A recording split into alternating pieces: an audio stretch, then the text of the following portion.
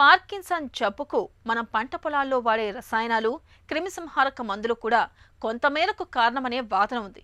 Pesticides ప్రభావానికి లోనైన వారిలో వయసుతో పాటు వణుకుడు జబ్బు వచ్చే అవకాశాలు ఎక్కువగా ఉంటున్నట్లు అధ్యయనాలు చెబుతున్నాయి. వణుకుడు వ్యాధిలో మొదట్లో లక్షణాలు మెల్లగా మొదలై ఆపై తీవ్రంగా మారుతూ ఉంటాయి. పార్కిన్సన్ జబ్బుకు తొలి దశలోనే చికిత్స మొదలు పెడితే మంచి ఫలితం ఉంటుంది. వణుకుడు వ్యాధి గురించిన మరిన్ని వివరాలను ఇప్పుడు తెలుసుకుందాం.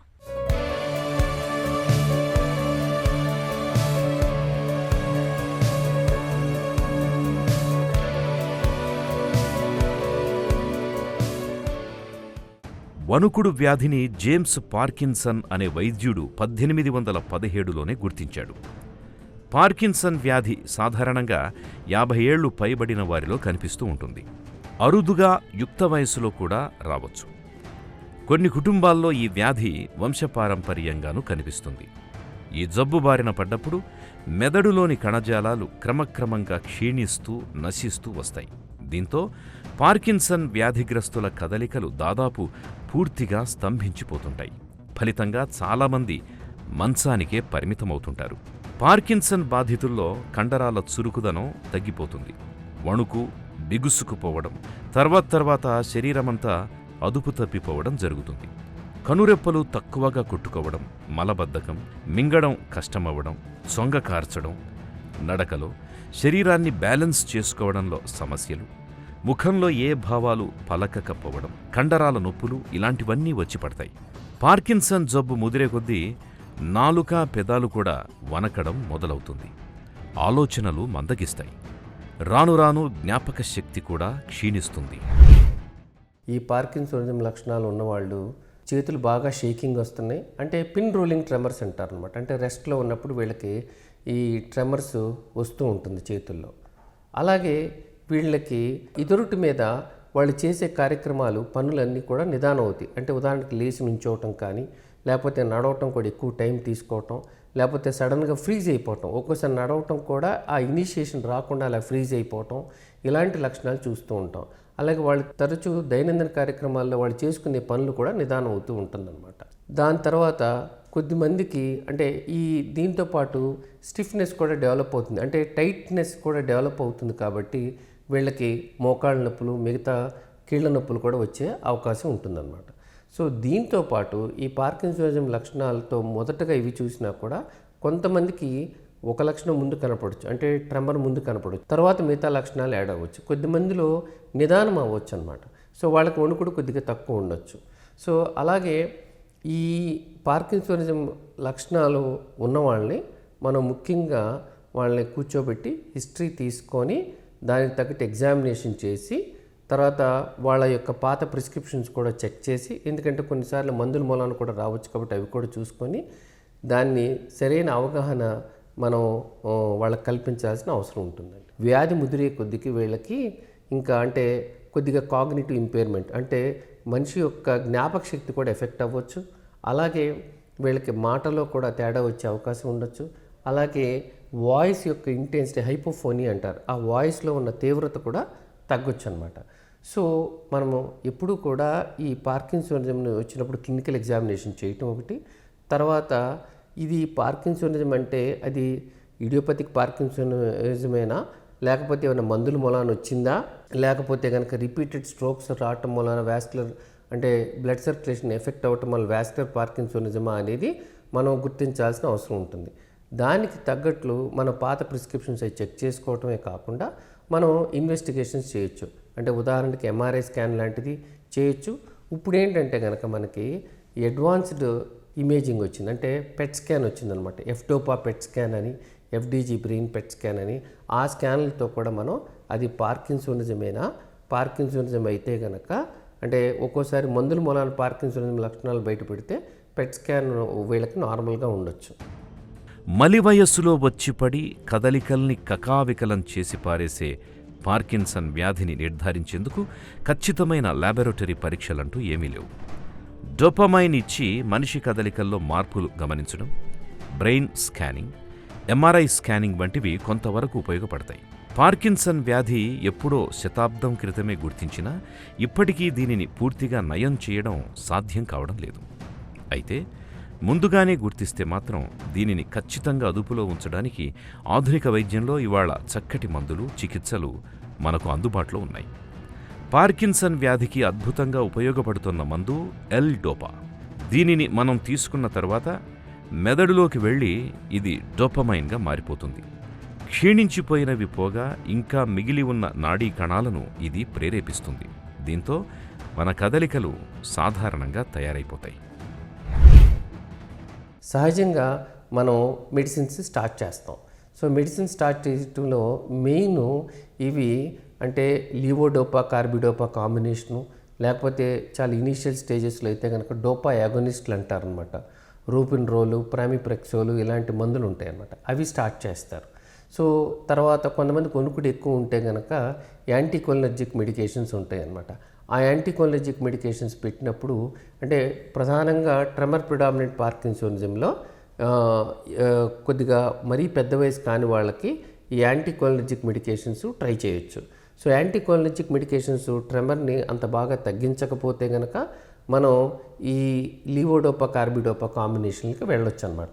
సో అందుకని అసెస్ చేసుకొని ఏ రకమైన మందులు పెట్టాలి, లేకపోతే డిఫరెంట్ మెడికేషన్స్ కాంబినేషన్స్ పెట్టాలా అనేది చూడాలి. మనం వాడే మెడికేషన్స్ ఎఫికసీ కూడా ఎక్కువ అంటే మొదట్లో అది 4 గంటలు, 6 గంటలు, 8 గంటలు పనిచేయచ్చు. రాను అది ఈ యొక్క టైము తగ్గొచ్చు. కాబట్టి మనం వాళ్ళకి కూర్చోబెట్టి ఎన్ని గంటలు పని చేస్తుందో చూసుకొని వాళ్ళకి కరెక్ట్గా ఎక్స్ప్లెయిన్ చేయాలి. సో ఒక స్టేజ్కి వచ్చిన తర్వాత అది ముఖ్యంగా ఇడియోపతిక్ పార్కిన్సోనిజం అయితే కనుక వీళ్ళకి మెడిసిన్స్తో అంత బాగా ఎఫెక్ట్ అంటే మెడిసిన్స్ పనిచేస్తున్నా కూడా సైడ్ ఎఫెక్ట్స్ ఎక్కువ వస్తుంటే కనుక వీళ్ళకి మనం ఇప్పుడు డీప్ బ్రెయిన్ స్టిమ్యులేషన్ అనే సర్జికల్ ప్రోగ్రామ్ వచ్చింది. అయితే ఈ డీప్ బ్రెయిన్ స్టిమ్యులేషన్ అనే సర్జికల్ ప్రోగ్రాంలో మెయిన్ థింగ్ ఏంటంటే కనుక ఇది ఇడియోపతిక్ పార్కిన్సోనిజంకి బెటర్గా పనిచేస్తుంది.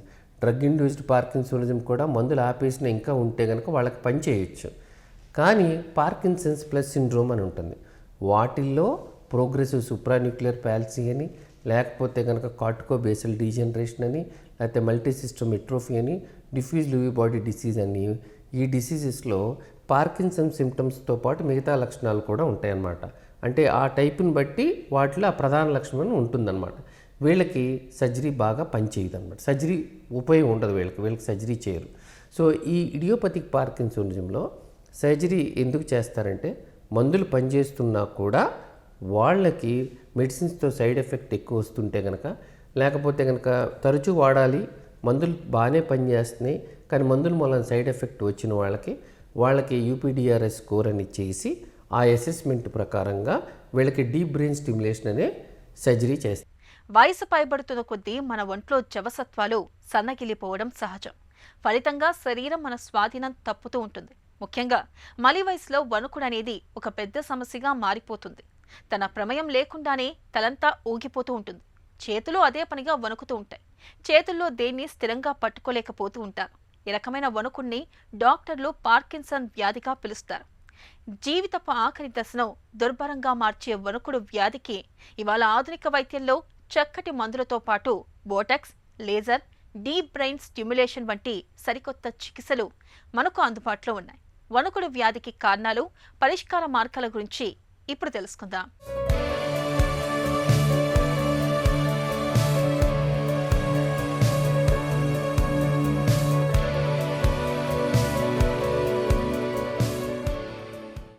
వృద్ధాప్యం మనిషి పాలిట శిశిరం లాంటిది. శిశిరంలో ఎలాగైతే ఆకులు ఒక్కొక్కటిగా రాలిపోతాయో, వృద్ధాప్యంలో కూడా మనిషి తాలూకు జవసత్వాలు కూడా ఒక్కటొక్కటిగా సన్నగిల్లిపోతుంటాయి. వృద్ధాప్యం మీద పడగానే కంటిచూపు మందగించడం, వినికిడి సన్నగిల్లడం, కదలికలు తగ్గిపోవడం, ఒంట్లో శక్తి క్షీణించడం, హై బీపీ, షుగర్, కీళ్ల నొప్పులు ఇలా అనేక మార్పులు వయస్సుతో పాటే వచ్చిపడుతుంటాయి. అయితే నిత్యం మందులు మింగుతూ ఆరోగ్యకరమైన జీవన సరళిని అనుసరించడం ద్వారా ఈ మొండి జబ్బులతో చాలా వరకు మలి వయస్సు జీవనాన్ని హాయిగానే గడిపేయొచ్చు. కానీ కొన్ని రకాల జబ్బులు మాత్రం వృద్ధాప్యాన్ని మరీ దుర్భరంగా మార్చేస్తుంటాయి. పార్కిన్సన్ వ్యాధి అలాంటిదే. దీన్నే వాడుకలో వణుకుడు వ్యాధి అని పిలుస్తాం. ఈ జబ్బు బారిన పడ్డప్పుడు విశ్రాంతి సమయంలోనూ ఒళ్లంతా ఒకటే వణికిపోతూ ఉంటుంది. చేతులతో దేన్ని కుదురుగా పట్టుకోలేకపోతుంటారు. చొక్కా బొత్తాలు పెట్టుకోలేరు, కాఫీ కప్పు పట్టుకోలేరు. చేత్తో పెన్ను పట్టుకొని రాయడమంటే అది ఒక యజ్ఞమే. వయస్సుతో పాటు మెదడులోని నాడీ కణజాలం, న్యూరాన్ల వ్యవస్థ క్షీణించిపోవడంతో వణుకుడు వ్యాధి మొదలవుతుందని చెబుతారు నిపుణులు. పార్కిన్సోనిజం డిసీజ్ అనేది ముఖ్యంగా పెరుగుతున్న ఆయుష్ ప్రమాణం మూలాన మనం తరచూ చూస్తూ ఉంటాం.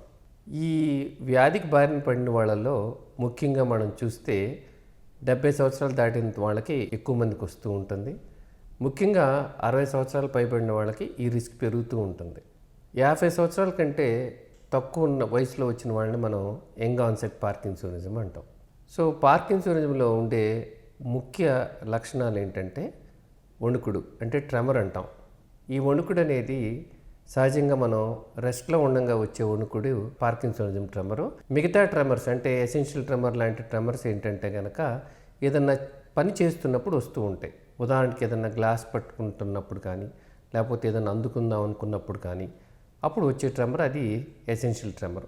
తర్వాత చూస్తే మనం నిదానం అవటం, అంటే దాన్ని మనం బ్రెడీకైనేసియా అంటాం. అంటే మనిషి యొక్క యాక్షన్స్ నిదానం అవుతాయి. అంటే లేచి నుంచోవటం కానీ, నడవటం కానీ, తిరగటం కానీ, వాళ్ళ దైనందిన కార్యక్రమాల్లో చాలా నిదానం అయిపోతారు. అది బ్రెడీకైనేసియా అంటాం. తర్వాత మనం ఎగ్జామిన్ చేసినప్పుడు చూస్తే వీళ్ళకి రిజిడిటీ ఉంటుందన్నమాట. అంటే చేతులు కాళ్ళు కొద్దిగా టైట్గా ఉన్నట్టు ఉంటాయి అన్నమాట.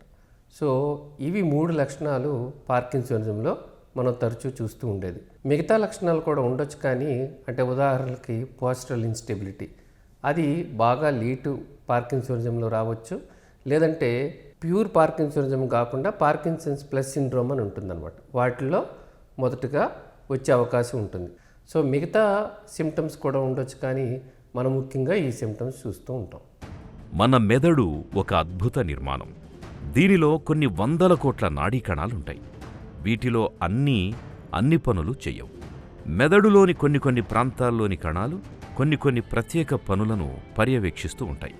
ఉదాహరణకు మెదడు వెనకాల ఉండే ఆక్సిపిటల్ లంబికలో నాడీ కణాలు కంటి చూపును, చెవుల పక్కన ఉండే టెంపోరల్ లంబికలోని కణాలు వాసన పసిగట్టడంలోనూ ఇలా ప్రత్యేకంగా తోడ్పడుతూ ఉంటాయి. అలాగే మన మెదడు లోపల కింది భాగంలో సబ్స్టాన్షియా నైగ్రా అనే ఒక చిన్న భాగంలో ఉండే నాడీ కణాలు మన శారీరక కదలికలన్నీ పర్యవేక్షిస్తూ ఉంటాయి. ఈ నాడీ కణాలు చనిపోతూ వీటి సంఖ్య క్షీణించడం వల్ల వచ్చే సమస్యే పార్కిన్సన్. ఈ నాడీ కణాలు డోపమిన్ అనే రసాయనాన్ని ఉత్పత్తి చేస్తూ ఉంటాయి. మన నాడీ కణాల మధ్య సమాచారాన్ని చేరవేస్తూ శరీర కదలికలకి దోహదం చేస్తూ ఉంటుంది ఈ రసాయనం.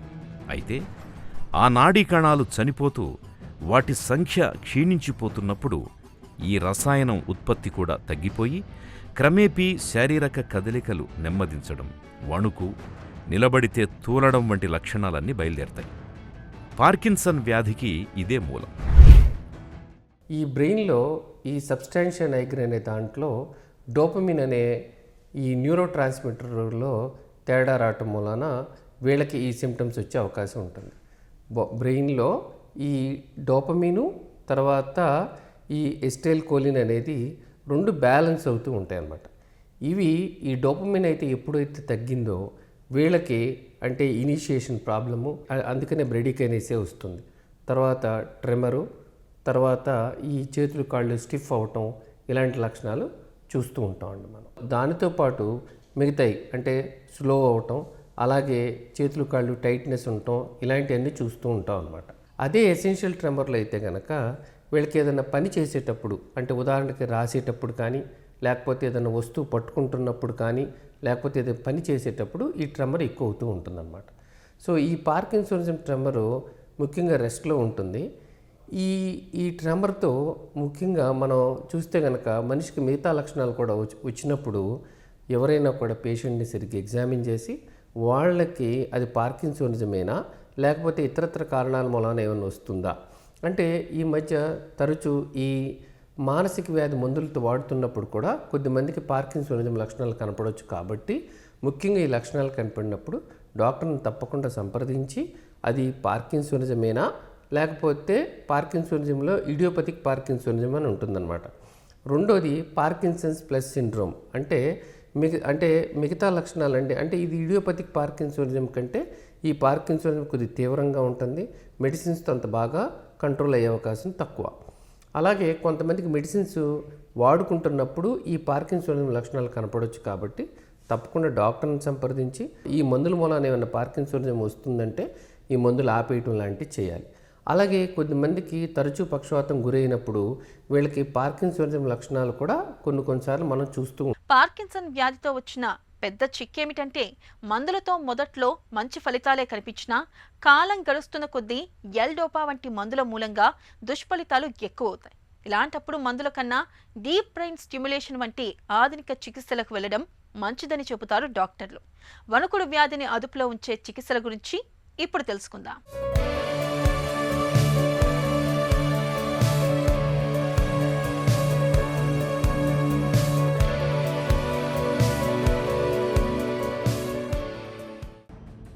పార్కిన్సన్ వ్యాధికి తొలిదశలో ఎల్-డోపా వంటి మందులతో మంచి ఫలితాలే కనిపించినా కాలం గడుస్తున్న కొద్దీ మందుల మూలంగా దుష్ప్రభావాలు మొదలవుతుంటాయి. కదలికలు ఎక్కువై భరతనాట్యం చేస్తున్నట్టుగా కదులుతుంటారు. కొన్నిసార్లు బిగుసుకుపోతూ ఉంటారు. ఈ రకమైన సమస్యల్ని అధిగమించేందుకు డీప్ బ్రెయిన్ స్టిమ్యులేషన్ అనే సరికొత్త చికిత్స ఒకటి ఇటీవల మనకు అందుబాటులోకొచ్చింది. గుండె జబ్బు బాధితులకు అమర్చే పేస్ మేకర్ వంటి పరికరాన్ని అమర్చినట్టుగానే పార్కిన్సన్ బాధితుల్లో కూడా మెదడును ప్రేరేపించేందుకు ఒక పేస్ మేకర్ని ఏర్పాటు చేస్తారు. పేషెంట్ని మెలకువలోనే ఉంచి మెదడులో సమస్యాత్మకంగా ఉన్న ప్రాంతాన్ని గుర్తించి తదనుగుణంగా అక్కడ ఎలక్ట్రోడ్ని అమరుస్తారు. అలాగే పేస్ మేకర్ పరికరాన్ని ఛాతీలో అమరుస్తారు. ఈ రెండింటికి అనుసంధానంగా సన్నటి తీగను ఏర్పరుస్తారు. దీని ద్వారా విద్యుత్ ప్రచోదనాలను పంపించినప్పుడు సాధారణ కదలికలు బాగుంటాయి. అనవసరపు వణుకు కదలికలు అన్నీ తగ్గిపోతాయి. వాడుకలో DBS అని పిలిచే ఈ చికిత్స సాయంతో పార్కిన్సన్ బాధితులు దైనందిన జీవితాన్ని సాఫీగా గడపొచ్చని చెబుతారు డాక్టర్లు. ఈ DBS అనేది ముఖ్యంగా బ్రెయిన్లో మనం ఈ డోపమైన్ తగ్గటం వలన వస్తుంది. కాబట్టి ఈ డోపమైన్ అనేది కొన్ని ఏరియాస్ని స్టిమ్యులేట్ చేస్తుంది. సో ఎప్పుడైతే డోపమైన్ తగ్గుతుందో మనం ఆర్టిఫిషియల్గా ఏరియాస్ని స్టిమ్యులేట్ చేయటం వలన లోపల మెకానిజంతో వీళ్ళకి పార్కిన్సన్స్ లక్షణాల నుంచి ఉపశమనం కలిగించే మార్గం ఉంటుంది.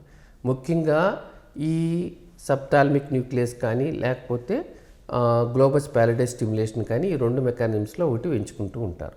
అదే ట్రెమర్ ఉంటే కనుక ఇంటర్మీడియట్ న్యూక్లియస్ ఆఫ్ థాలమస్ని స్టిమ్యులేట్ చేస్తారు. అయితే ఈ డీప్ బ్రెయిన్ స్టిమ్యులేషన్లో ముఖ్యంగా మనం ఏ మార్గాన్ని ఎంచుకుంటాం అనేది ఒకసారి మనం ఈ పేషెంట్కి ఏది స్టిమ్యులేట్ చేస్తే బెటర్గా ఉంటుందని డిసైడ్ అయిన తర్వాత ఆ ఎలక్ట్రోడ్స్ బ్రెయిన్లో పెట్టి ఆ ఏరియా దగ్గర అది పెట్టిన తర్వాత దానికి ఎలక్ట్రోడ్స్ తీసుకొచ్చి ఇక్కడ పల్స్ జనరేటర్ ఉంటుంది. అంటే ఇక్కడ మనకి కాలర్ బోన్ కింద ఈ పల్స్ జనరేటర్ పెట్టి అక్కడ దానికి కనెక్ట్ చేస్తారు. సో దాంతో ప్రోగ్రామింగ్ చేస్తారు. సో దాని మూలాన డోపమైన్ మూలాన వచ్చే స్టిమ్యులేషన్ లేదు. కాబట్టి ఈ పల్స్ జనరేటర్ నుంచి వచ్చే స్టిమ్యులేషన్స్తో ఎలక్ట్రోడ్స్ స్టిమ్యులేట్ చేసి ఆ భాగాల్ని వీళ్ళకి ఆ సర్క్యూట్లో ఈ బేసల్ గ్యాంగ్లోనూ ఉన్న సర్క్యూట్లో ఈ పల్స్ జనరేటర్తో మనం పార్కిన్సనిజం లక్షణాల నుంచి ఉపశమనం కలిగించే మార్గం ఉంటుందన్నమాట. అంటే దీనికి క్యూర్ లేదు, మెడిసిన్స్తో ఉపశమనం కలిగించవచ్చు. సో కానీ అలాగే కింద వ్యాధిని కూడా కంట్రోల్ చేసే మార్గం లేదు. సో అందుకని ఏంటంటే కనుక ఏదైనా కూడా మనం మందులు వాడుకుంటూనే ఉండాలి జీవితకాలం.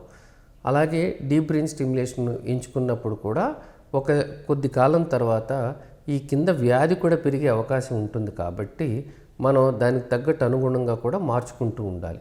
ఒక స్టేజ్కి వచ్చిన తర్వాత ట్రీట్మెంట్స్ కొన్ని సంవత్సరాల తర్వాత ట్రీట్మెంట్స్ అంత గొప్పగా పనిచేయకపోవచ్చు.